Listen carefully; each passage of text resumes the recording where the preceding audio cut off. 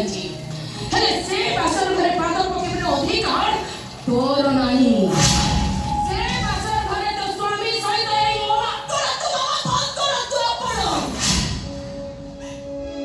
ମୃତ୍ୟୁଞ୍ଜୟଙ୍କ ଉପରେ କେବଳ ମୋ ଅଧିକାର ଅଛି। ମୋ ଅଧିକାରକୁ ଆଉ କିଏ ଛଡ଼େଇ ନେଲେ ମୁଁ ବଞ୍ଚିବି କେମିତି ମାମା? ମୁଁ ବଞ୍ଚିବି କେମିତି? ତୁ ବଞ୍ଚିବୁ, କହିବଲେ ହେଇକି ବଞ୍ଚିବୁ, ଛଟପଟ ହେଇକି ତୁ ବଞ୍ଚିବୁ। କାହିଁକି ମାମା? ମୋର ଦୋଷ କଣ? ମୋର ଭୁଲ ରହିଲା କୋଉଠି? ଏବେ ମୋ ଭବିଷ୍ୟତ ଏବେ ଜାଣିବୁ। ମୁଁ ଏବେ ଜାଣିବାକୁ ଚାହୁଁଛି ମାମା। ମୁଁ କହିପାରିବି। ମୁଁ ଗୋଟେ ବଡ଼ ଝିଅ ବୋଲି ଆପଣ ମୋତେ ଏଇ ପନିଶମେଣ୍ଟ ଦଉଛନ୍ତି ନା? ମୁଁ ଯଦି ଆପଣଙ୍କର ନିଜ ଝିଅ ହେଇଥାନ୍ତି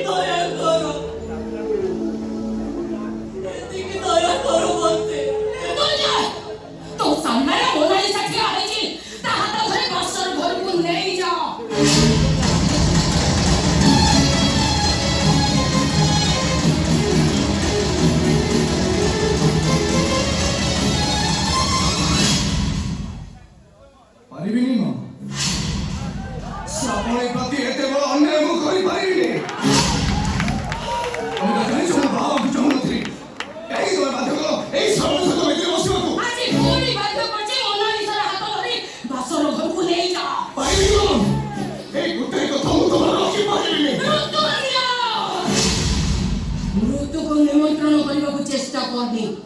ଅନେକ ଆଗରୁ ମୋ ବହୁ ଆଦେଶକୁ ତୁ ଅକ୍ଷରେ ଅକ୍ଷରେ ମାନି ଆସିଛୁ। ଆଜି ଆଦେଶ ମାନିବନି କାହିଁକି ବେ? ଏଇଟା ତ ସିନ୍ଦୁର ଅଧିକାର ମାମା। ଆଉ ସେ ଅଧିକାର ମୁଁ ତାକୁ କେବେ ବି ବଞ୍ଚିତ ହବାକୁ ଦେବିନି। ଏ ଦୁନିଆରେ ଏଇଟା ମୋ ପ୍ରଥମ ଘଟଣା। ସ୍ତ୍ରୀ ଥାଉ ଥାଉ ଆଉ ଜଣଙ୍କ ସହିତ ବାସ ରାତି ବିତେଇବା।